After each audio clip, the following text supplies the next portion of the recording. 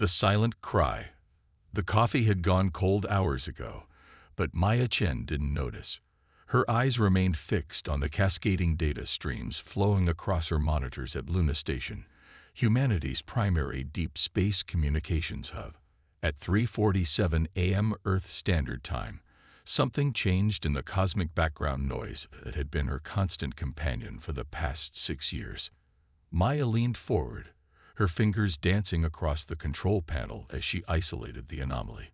The signal was faint, almost lost in the stellar interference from the nearby pulsar, but there was something deliberate about its pattern.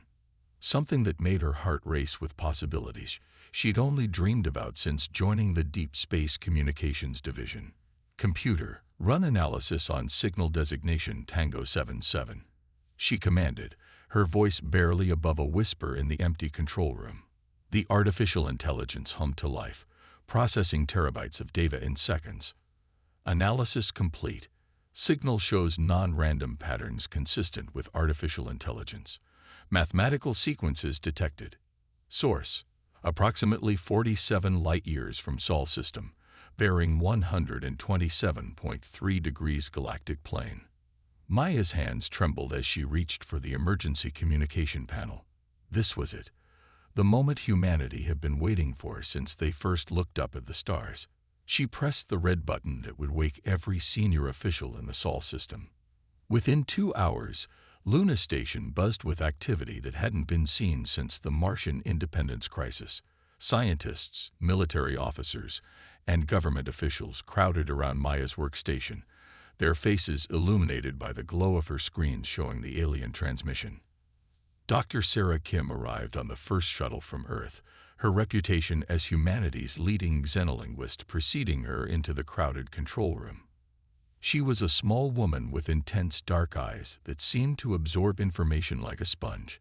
Maya had requested her specifically, knowing that if anyone could decode an alien message, it would be Sarah. "Show me everything," Sarah said, settling into the chair beside Maya.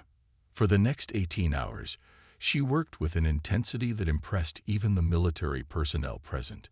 She applied every linguistic theory humanity had developed, cross-referenced mathematical concepts, and even drew upon her knowledge of ancient Earth languages that had been lost to time. The breakthrough came at sunset on the second day. Sarah suddenly sat upright, her eyes wide with understanding and something that looked like fear. "I've got it," she announced to the assembled crowd. "It's a distress call. They call themselves the Zephyrians, and they're under attack by something called the Kratheri Empire. But there's more. Much more." Admiral Viktor Petrov, a bear of a man with graying hair and scars from the Mars colonial wars, stepped forward. His presence commanded immediate attention from everyone in the room. "What kind of more, Doctor?" Sarah's voice was barely steady as she continued. "They've been monitoring our electromagnetic emissions for decades. Radio, television, internet traffic. They know about us, Admiral, and they're terrified." "Terrified of what?" Maya asked, though she suspected she already knew the answer. "Of us. Of humans.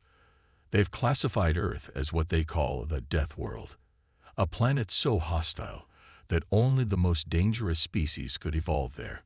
They list our gravity as crushing, our weather as violently unstable, and our wildlife as aggressively lethal. In their message, they call us the children of the killing world." The room fell silent as the implications sank in.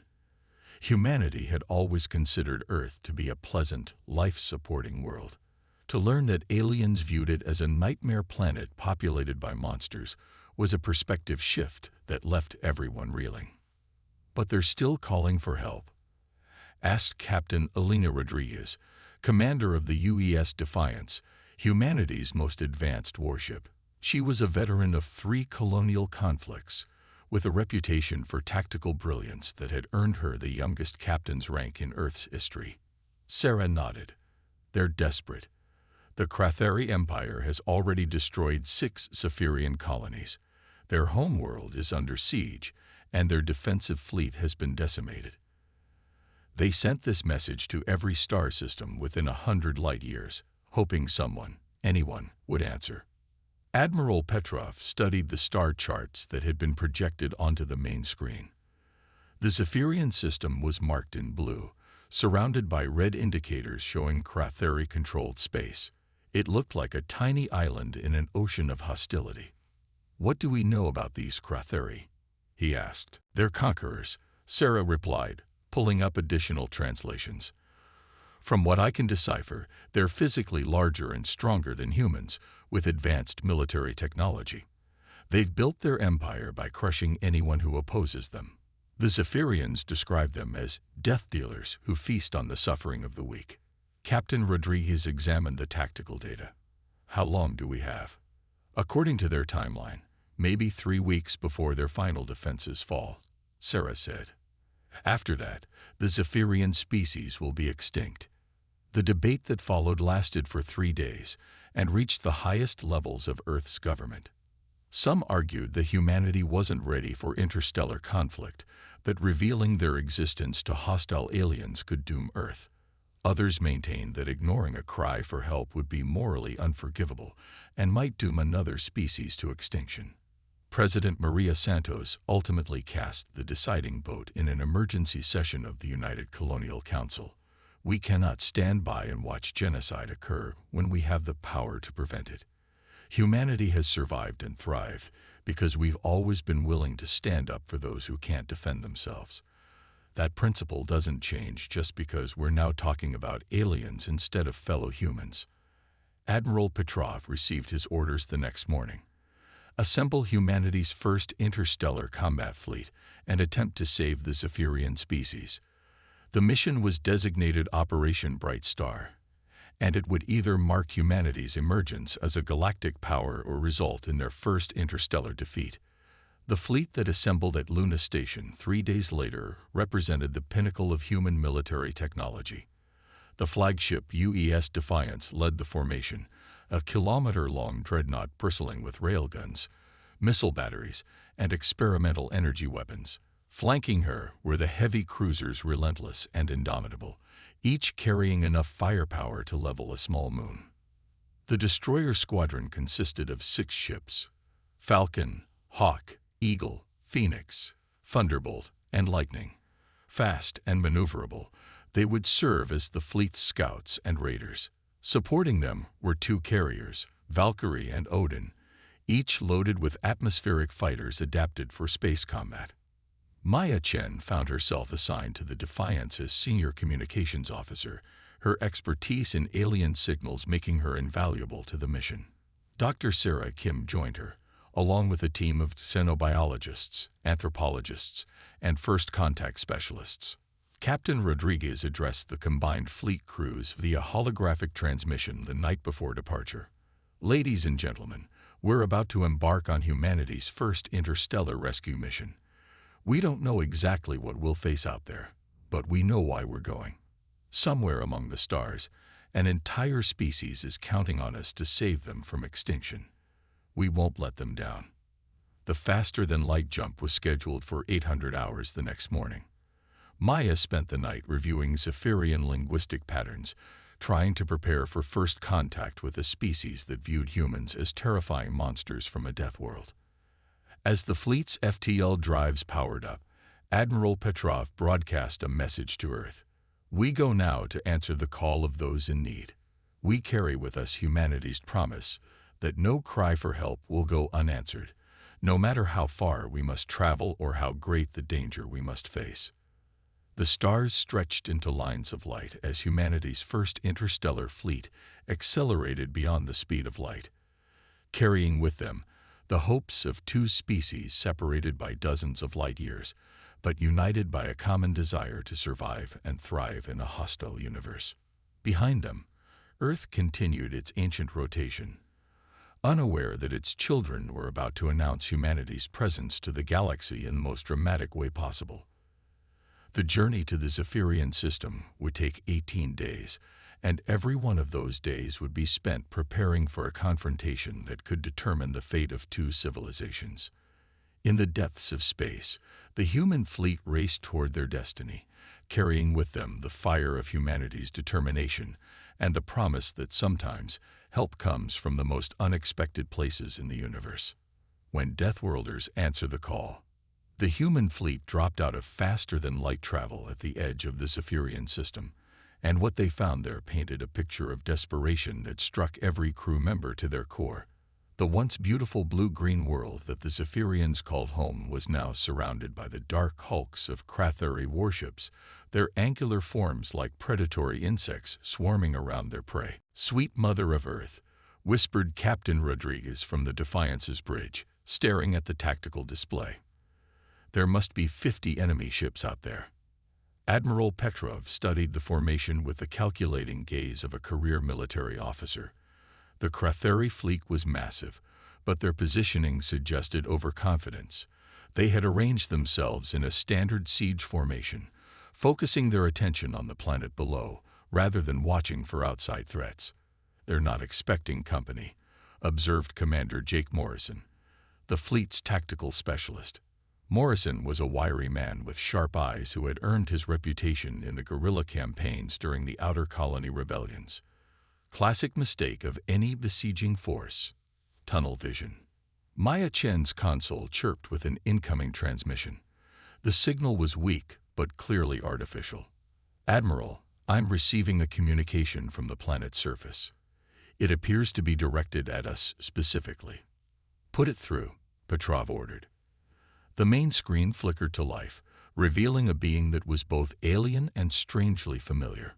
The Zephyrian was tall and slender, with pale blue skin that seemed to glow faintly in the dim light of their underground shelter. Their large, dark eyes conveyed an intelligence that was unmistakably sentient, and their movements had a grace that spoke of evolution on a low-gravity world. "Beings of Earth," the alien spoke, its voice translated through the linguistic algorithms Dr. Sarah Kim had developed during their journey. "I am Ambassador Lyra of the Zephyrian High Council. We cannot believe you actually came. When we sent our message into the void, we never imagined that the creatures of the killing world would answer our call." Admiral Petrov stepped forward. "Ambassador Lyra, I am Admiral Viktor Petrov of the United Earth Defense Force. We received your distress call and came as quickly as we could. What is your current situation?" The alien's expression, if it could be called that, shifted to what might have been amazement mixed with fear. "You speak of traveling 50 light years, as if it were a simple journey. The Crathuri have had us under siege for 37 of your days. Our defensive fleet was destroyed. Our orbital stations are rubble, and we have perhaps 48 hours before they complete their planetary bombardment systems." Dr. Sarah Kim leaned into the transmission. "Ambassador, we need to understand what we're facing. Tell us about the Crathuri." Lyra's glow dimmed noticeably.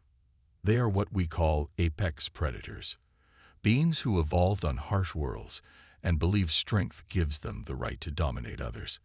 They are physically powerful, technologically advanced, and utterly without mercy. They have conquered 17 star systems in the past decade, enslaving or destroying every species they encounter." Commander Morrison frowned. "What's their standard operating procedure?" "They overwhelm with superior numbers and firepower," Lyra explained. "No species has ever successfully resisted them. They believe themselves to be the ultimate evolution of intelligent life." Admiral Petrov exchanged glances with his officers. The tactical situation was clear. The human fleet was outnumbered roughly 5-1, facing an enemy with superior technology and a proven track record of conquest. By any conventional military analysis, they should retreat immediately. "Admiral," Captain Rodriguez said quietly, "recommend we establish a communication link with the Crathuri commander. See if we can negotiate." "No." The voice that spoke was Dr. Alex Thompson, the fleet's military engineer.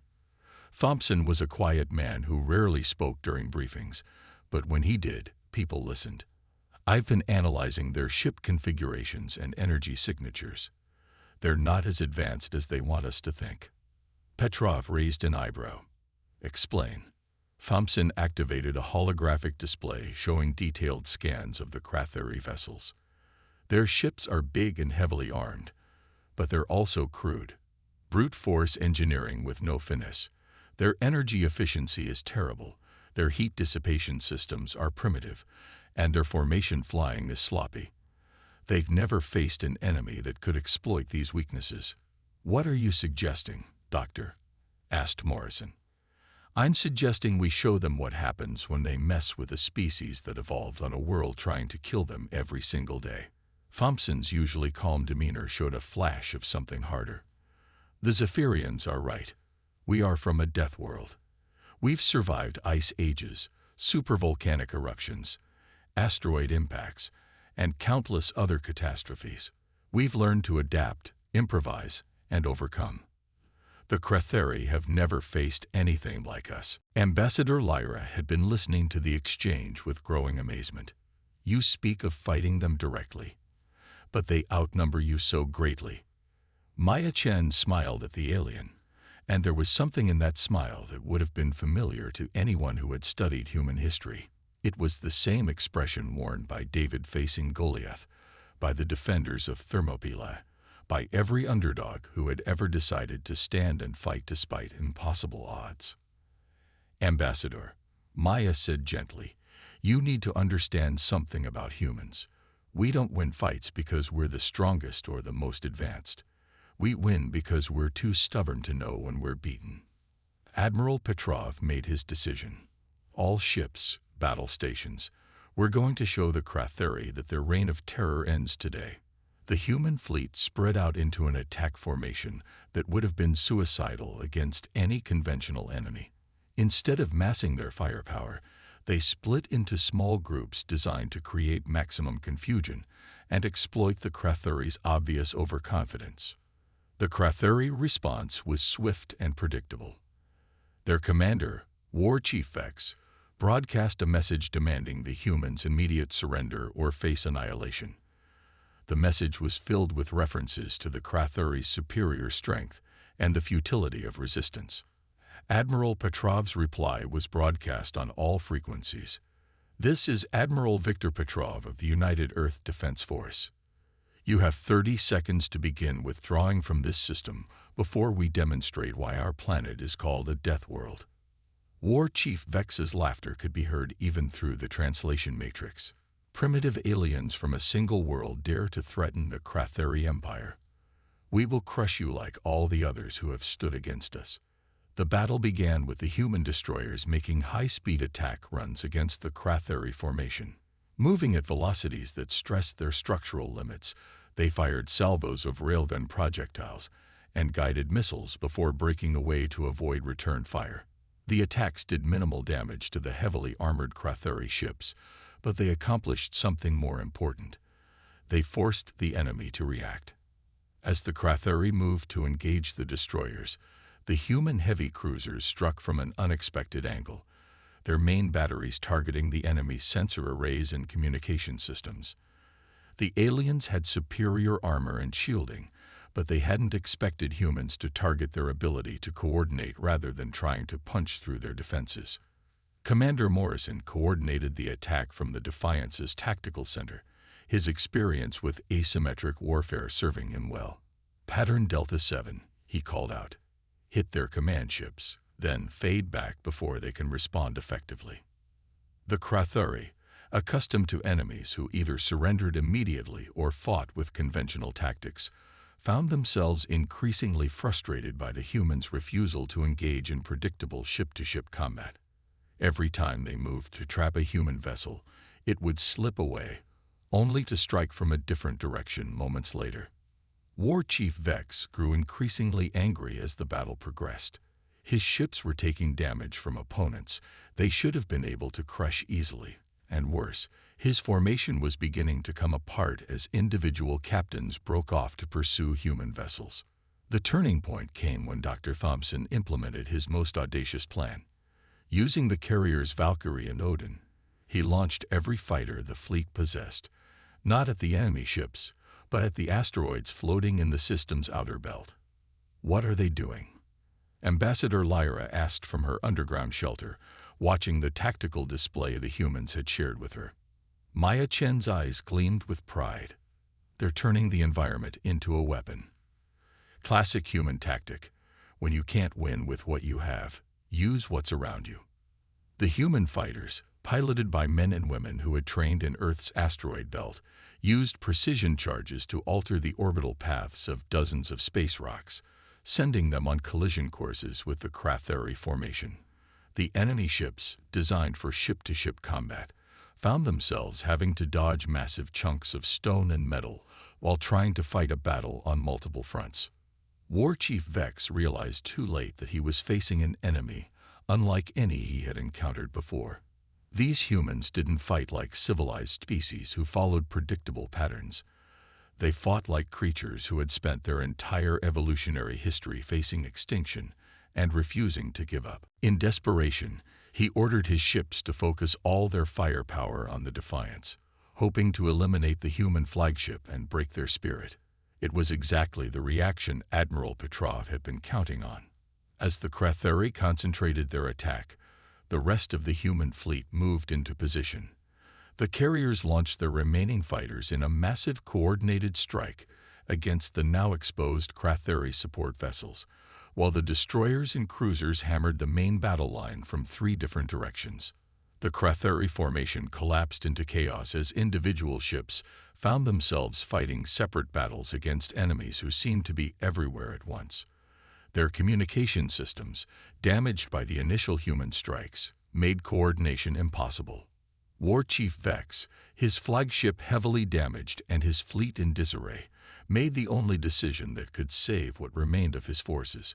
He ordered a full retreat, but not before sending a final message to the humans. This is not over, Deathworlders. The Cratheri Empire will remember this insult. We will return with a fleet that will turn your precious planet into cosmic dust. Admiral Petrov's response was calm and measured, but there was steel in his voice that War Chief Vex would never forget. Let your empire know that humanity protects its friends. If you come for Earth, you'll find out why we're the species that survived when our world tried to kill us every day for millions of years. As the Cratheri fleet limped away into hyperspace, cheers erupted from the Zephyrian planet below. Ambassador Lyra appeared on the communication screen again, her entire body glowing with what could only be joy. "You did it," she said, her voice filled with wonder. "You actually did it. You drove them away." Captain Rodriguez smiled. "That's what friends do for each other, Ambassador. They show up when it matters most." The victory celebration was brief, as Admiral Petrov immediately began planning for the Cratheri's inevitable return.